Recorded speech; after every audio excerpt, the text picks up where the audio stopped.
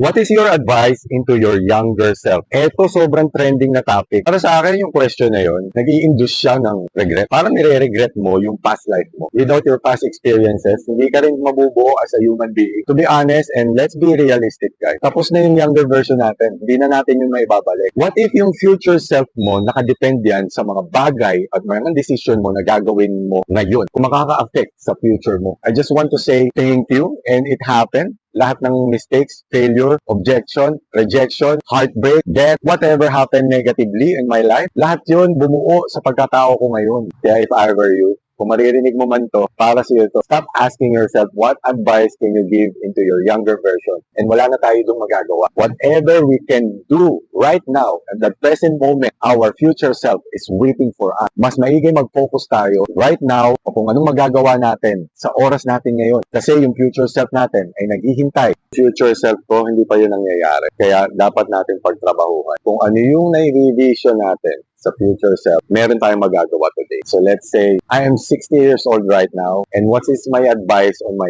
20 years younger version? And ngayon, eto na yun. Eto na yung version ko na meron ako magagawa. Whatever we are seeing in our dreams are real. Ang question is, what are you doing right now to make those dreams come true on your present moment?